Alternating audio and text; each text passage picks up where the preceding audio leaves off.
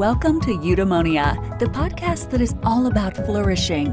Plug in, relax, and get ready for the goodness as we explore the traits and practices that can help you thrive in life. With your host, Kim Forrester. Does being a strong person mean we overpower, or simply stand in our power? Kim Farmakis Stevenson is an international level powerlifter who has worn the green and gold for Australia numerous times and has secured some exceptional achievements, including gold at the Commonwealth Games, silver at the World Champs, gold at the Asia Oceania Games, and countless Australian, Asian, Oceanic and Commonwealth records. Kim also has a passion for empowering women to be strong, both emotionally and mentally, and she is an empowered eating specialist, freeing women from emotional eating. It is my great pleasure to be connecting with Kim today to explore how our lives are enhanced when we confront our own frailties and work to develop greater physical, mental, and emotional strength. Kim, it's such a delight to have you on the Eudaemonia podcast. How are things there in Canberra today? A little bit cold, which is typical for Canberra in winter, but a sunny day is always helpful and makes me happy. Well, I'm really excited to be talking to you about strength today. And I think, firstly, because strength has such a negative connotation for many people these days. Look, it's often associated with aggression, overpowering others, brute force. You only have to look at these so-called strongman autocratic leaders that are gaining popularity around the world. But what does strength mean to you? I have a legacy, actually, to blend femininity with strength and teach women that their strength actually comes from inner strength, and it's looking at your demons and facing your fears and breaking through the shackles of your past. It doesn't matter how traumatic it was. It's letting go of your past so that you can step into your space and be confident and be strong. And I do believe that, like, those leaders that you're referring to, that's actually coming from a place of ego, which is very, very different from coming from inner strength. And what they're doing is coming from a place of insecurity and not looking at their own stuff, where they're trying to project their ego and their significance onto other people. And that's a very different strength to the strength that I try and impart with my clients and also myself, which is about that inner strength. And it's very different to egotistical strength.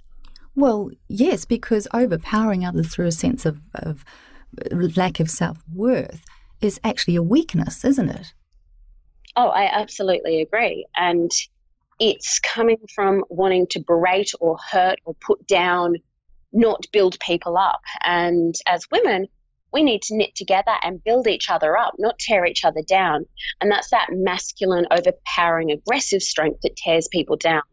And that doesn't, as a world, bring us together.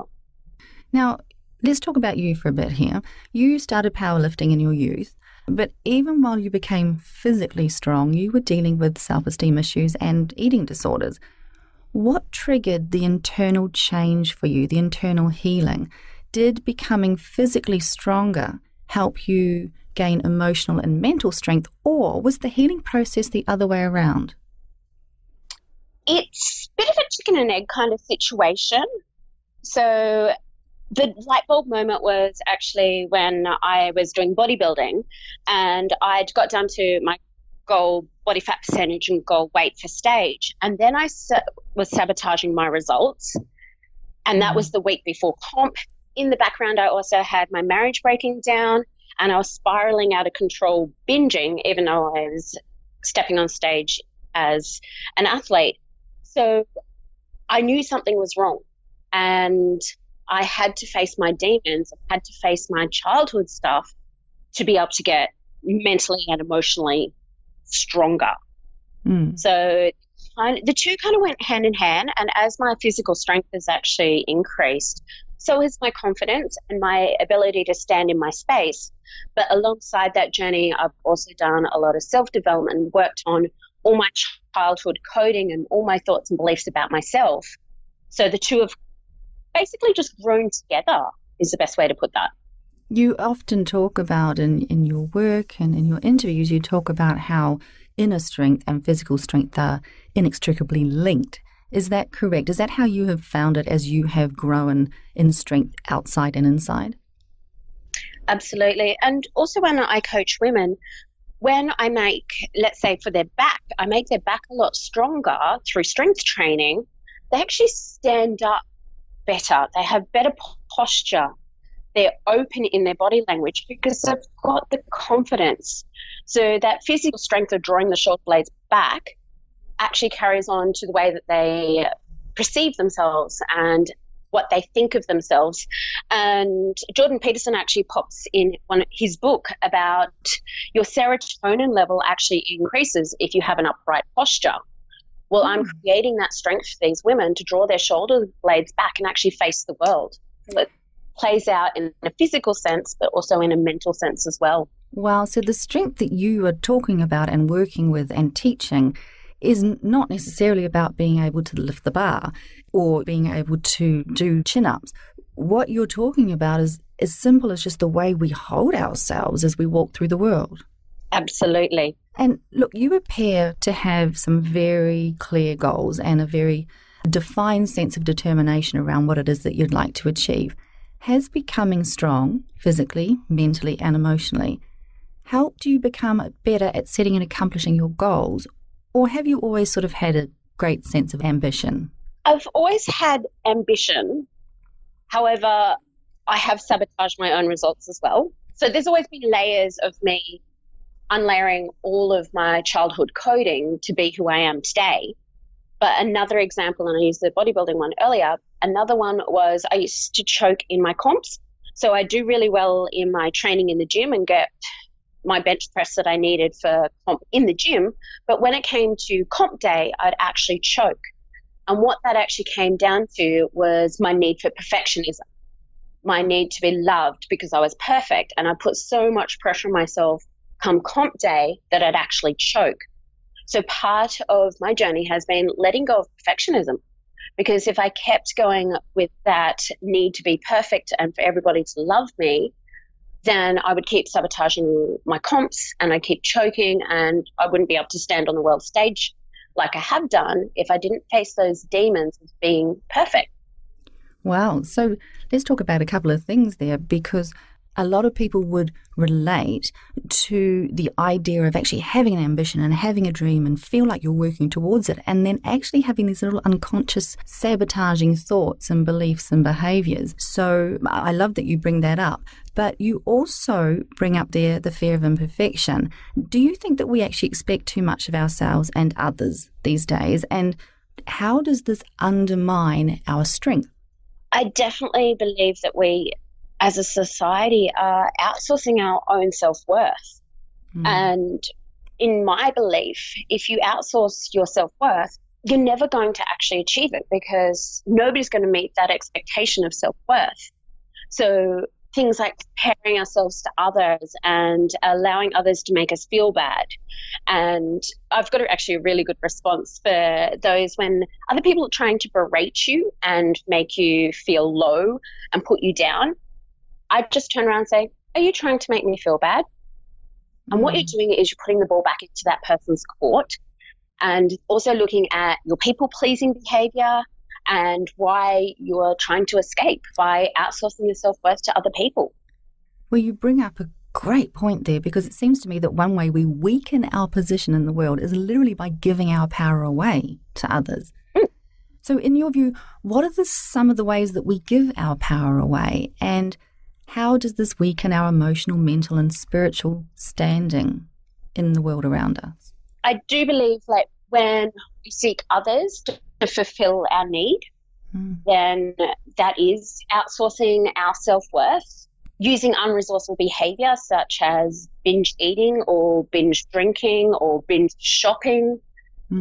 It doesn't actually have to be a substance as such. It can be spending money that's well beyond your means. And all that is looking for that way to escape, which actually weakens our standing in the world, and we're not standing in our own truth. But most of us, well, no, all of us go through life seeking validation in some form or another. I mean, when you step up on the stage and you lift a particular weight, are you not looking for validation from the judges in that regard? So how do we go through life completely devoid of the need for validation or appreciation from the people around us? Or is that not quite what you're talking about?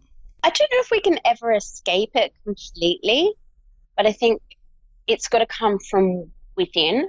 Majority of our own self-worth and self-love actually has to come from within. Maybe using the 80-20 rule. 80% of our self-worth needs to come from within. That 20% can come from the judges or friends, family, social media if people seek validation through there. But a good 80% actually comes from within. That's my belief. And so I guess the question is, how do we strengthen that inner voice that is actually validating and uplifting and self-inspiring? How have you begun to become more self-empowering in the way that you talk to yourself? Journaling why I have certain behaviors. So I will go look back through my childhood and my past to see how did I come about to have that certain thought and belief about myself. For example, my need to be perfect, that actually came from my biological father leaving when I was 2. And I needed to be perfect for everybody to love me because there was something wrong with me. So journaling around your past, meditating, mantras such as I am worthy or I am enough, because that recodes the subconscious brain. All of those things, doing things that fill up my cup. So sometimes I encourage clients to look back at their childhood. What did they do as a child that made them feel happy and joyful? For me, it's rollerblading. So it's doing things that nurture your soul, because when you show you that you love you, then you show up differently in the world. And one of the suggestions I'm going to make is The 5 Love Languages by Gary Chapman, an amazing book. But how I use it for my clients is, and myself, is to actually show you that you love you in your love language. So my love language is physical touch and spending time. So physical touch is covering myself in beautiful Aesop moisturizer so that I feel like I've done something beautiful for myself to show me that I love me. Taking off to the beach and spending time by myself is another way for me to show that I love me. So it's showing up and showing yourself that you love you, recoding with mantras, and looking at your past behaviors and why do you think like you do, and unpacking where unresourceful thoughts and behaviors have come from. That sounds awesome. You also in your work speak a lot about the fear of judgment and the fear of failure. And I know you aspire for people to become strong enough to receive feedback and strong enough to fail.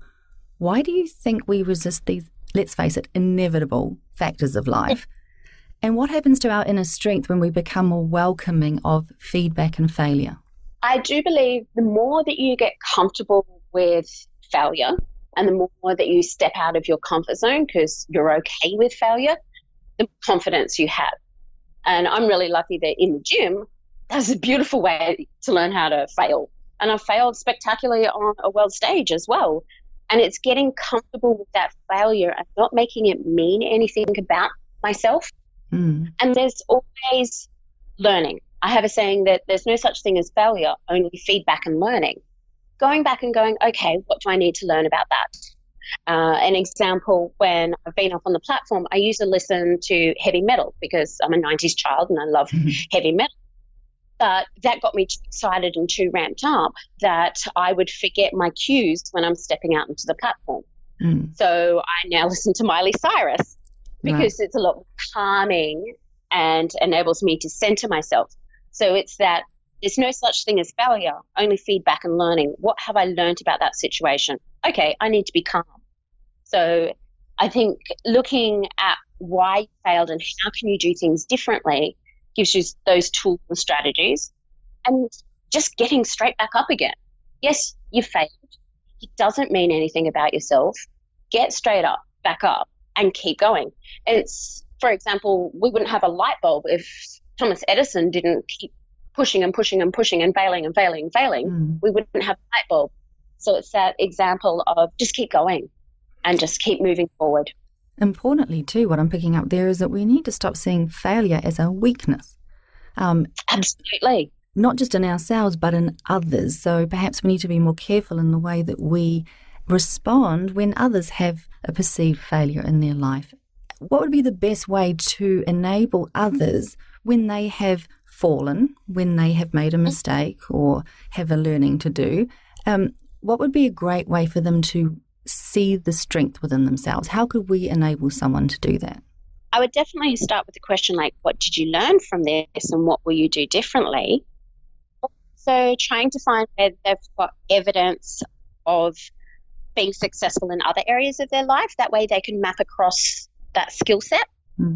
It's an example that if a client is not doing so well with her food, but she's been able to save for a house, or then I go, you've got the discipline to be very careful with your money.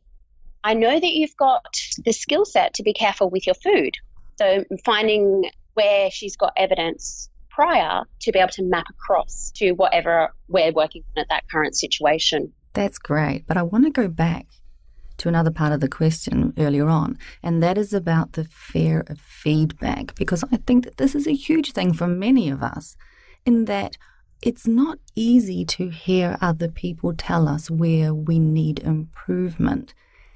What has been your experience with receiving criticism and feedback, and how have you become stronger at receiving it and utilizing it for the greatest good?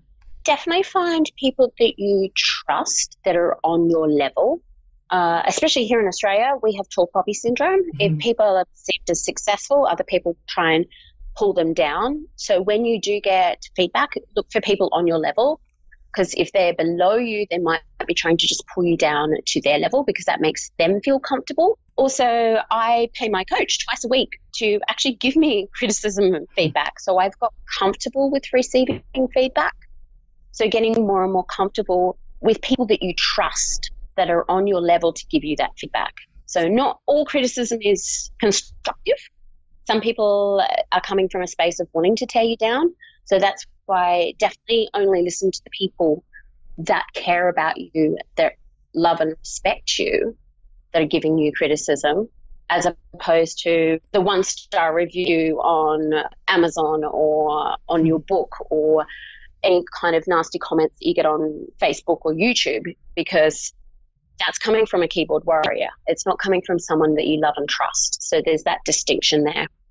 So when you talk about not listening to the people necessarily who are below you, I guess you mean in terms of expertise or in experience or in skill set. Is that what you mean by below you? So it is people with expertise, but also those that do it from a place of love. And that may not necessarily be family. Sometimes family do want to pull you down because that way you stay the same as them. And you might be stepping out of the family norm by going for a promotion and earning more money than, say, your parents. Then if they're tearing you down, it's not coming from a place of love, it's coming from their own ego. Well, actually, that's an incredible point that you bring up there, because as we change in ourselves, particularly as we become stronger, more empowered, wiser, more ambitious, more successful in whatever way that resonates with us personally, people around us can actually react to that in really unpleasant or negative ways as you have become stronger physically, emotionally, mentally. How have the people around you reacted to that? I'm very choosy in who I give my energy to and who I allow in my world.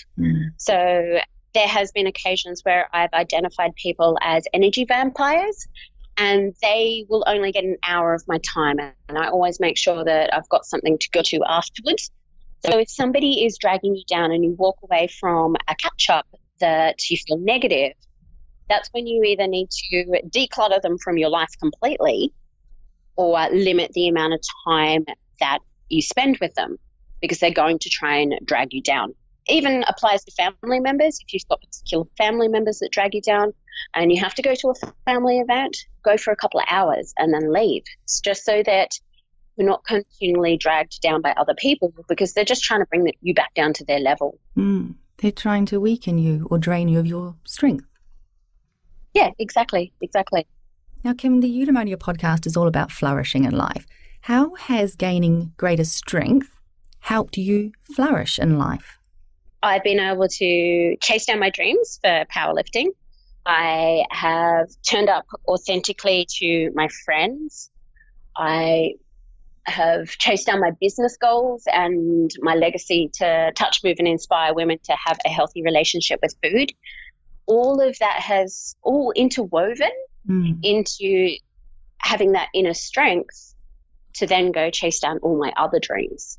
And how do you feel about yourself now compared to, well, it was young Kim Stevenson back then, who was trying to be perfect and was, binge eating and had low self-esteem. How do you feel now compared to that, Kim? I love myself. I completely love myself and stand in my space and actually feel confident. And I don't care if people judge me because I am me. I'm doing what I need to do in the world. I'm leaving a legacy. I'm changing people's lives. And I get a lot of fulfillment through my work, but also my personal life as well, which is very different to the me that hated what she saw in the mirror, that would binge and then purge because she felt guilty, that would have extremely negative self-talk, that would sabotage her own results in so many areas and just play small in life. It's a very different person, and I wouldn't be who I am if I didn't go through my journey, because there's a lot of gifts in there, but I'm now actually able to stand in my own space. And can I take you back to a couple of really important things I think you've brought up during the conversation? You've mentioned a couple of times that you are very choosy, or you're careful, you are discerning about the people you spend time with or how much time you spend with certain people. Has that been a part of your growth and your gaining of strength as well? Did you used to be that discerning around the way that you spent your time and your energy? Or is that something that has grown over time as you've become stronger within? Definitely growing over time. My husband likes to say I like to rescue injured birds and find rescue kittens. I've now realized that that was me outsourcing my self-worth by trying to help everybody. And now it's, do those people actually really want my help? Are they draining? And are they just wallowing in their victimhood just to stay small and drag me down with them? So I really, not only am I analysing myself, but analysing the quality of friendships that I have and whether or not I have to peel people away. And it's not having any guilt around peeling people away or decluttering friends, because you don't get to rise up and be the person you want to be if you stay small. And it may mean that you have to up-level your friends. And I've actually done that. I find I've got two particular really close friends who own businesses and want to change people's lives. And they're the girlfriends that I hang out with because we're going to support each other. We're going to encourage each other's goals as opposed to tear each other down. So it's a very supportive environment, and it's finding people that are playing life at the next level and spending more time with those. Being discerning around who you spend your time with can actually be seen as being judgmental or being nasty or being impolite, when in actual fact, choosing who you want to be with is actually a sign of strength. Is that how you see it? Yeah, and it's self-loving as well. Your time is precious, you are valuable, and you get to choose who you spend time with so that you can actually show up better for everybody else. So if you have one negative friend, they're going to drag you down, which means that overflow is going to drag you down with your other friends, and they get impacted by you. So it's actually self-love, and by actually decluttering that particular friend. I understand. And then when we rise, we actually inspire others to rise with us. Absolutely. Absolutely. 100%. So if you protect your energy and you rise up, you'll inspire other people in your life to rise up with you. Now, I am mindful, though, Kim, that there are many people who will never be able to attain the kind of strength that you've developed. You know, physical strength, simply due to physical or medical barriers. We've talked a lot about inner strength, but you say that it's entwined with outer strength. what is it that we should actually be aiming for in terms of becoming strong? Does a strong mind, heart, body have to look like the example that you have set? Absolutely not. It's you against you. And each week that you go into the gym, you try a little harder. You compete against yourself and make yourself better than you were yesterday. Mm. And if that's lifting a little bit more, then you've become stronger. Or it might be holding a yoga pose for that little bit longer because you've got that strength. Everybody is only against themselves. It's not comparing, because when we compare, again, we're outsourcing our self-worth. So you're only competing against yourself and making yourself better than you were yesterday. And it can be as simple as pulling our shoulders back into that stronger pose that you were talking about before. Absolutely. Changing your physiology in your day-to-day world is also strength, because your shoulders get used to holding yourself in that certain position as opposed to hunching forward. I love that. So simple. It's often so simple here on the Eudaemonia podcast. Now, you deal specifically with women who express their frailties, shall we say, through their relationship with food and eating. In your experience, what are the other unhealthy behaviours that stem from a sense of weakness? Earlier on, you mentioned binge shopping, for instance, but how else can we recognise a sense of weakness or where we're giving our power away within ourselves? A lot of times it's the sabotaging behavior. You might sabotage your relationship. You've had a beautiful night out with your partner or your husband, and then you pick a fight at the end. Or you do really well, you get so close to your savings goal, and then you just blow it on a handbag. Or you get so close to finishing your degree in uni, and then go out partying the week before all your exams. So it's really looking at that sabotaging behavior in whatever area. Obviously, I pick it up a lot in ladies and their food, and generally that also goes hand in hand with money. So those that eat everything on their plate will drain their bank account. Those that don't have structure around their money don't have structure around their food. So there's some big correlations between the two. But it's when we're sabotaging our own behavior in any capacity, we know that that's coming from a place of weakness and not dealing with the reasons why. There's always a reason why you're sabotaging your results. That's really powerful. I have people in my personal circle who sabotage their relationships. Every time a relationship is going well, they actually go and do something that destroys the relationship. And I know that there are people perhaps who in their career or their business, they get that big deal and then for some reason will talk themselves out of it. What is really important, I think, for us all to remember, though, is that it takes courage and it takes strength to look at those behaviours and not blame others or not blame life or not blame the world, and understand that when these things are consistently happening to us, we are the common denominator, and that it is us unconsciously sabotaging ourselves. Is that correct? Absolutely. And it comes back to a thought and belief about self.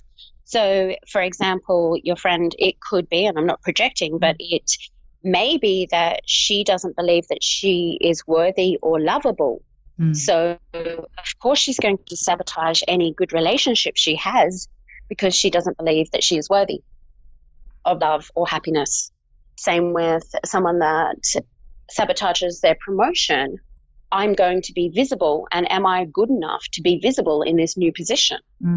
That's really finding out where does this thought belief come from that they have about themselves, and that is why they sabotage their own results. Really powerful, really important, I think, for us all to just reflect on as we go through, our lives and have these apparent failures happen to us. What have I contributed to this? And is this a sign of weakness? Well, not a weakness. Is this a sign of a frailty within me that I can strengthen? Absolutely. And Kim, my final question is one that I ask every guest on the Eudaemonia podcast. Can you recommend a morning reminder? So this might be a daily mantra, a practice, perhaps an affirmation that can help my listeners become stronger in their daily lives. Absolutely. Gratitude is number one. That's a definite. Prayer and meditation and maybe on a more so of a weekly basis, is forgiving and releasing those that have done wrong by you. So if I didn't forgive and release my biological father, then I wouldn't be able to be neutral about it, and I would still be drinking the poison and hoping to inflict him.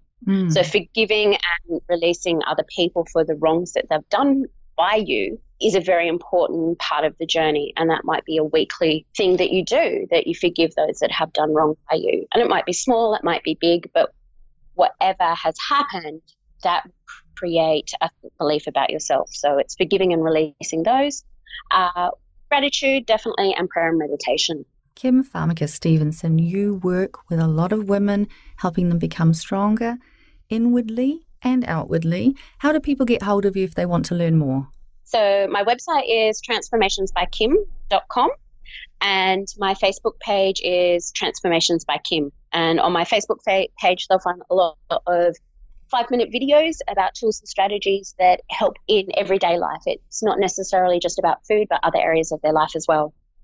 Well, it's been such a delight to chat to you today, and I really want to thank you for sharing all your insights on how we can become innately, beautifully, compassionately stronger. Absolutely. Thank you very much for helping me get the message out there that we can change who we are for the better. And I love when I connect with people that have the same value as me. So thank you, thank you, thank you. The renowned Hindu monk Swami Vivekananda once said, "The world is the great gymnasium where we come to make ourselves strong." You've been listening to the Eudaemonia podcast.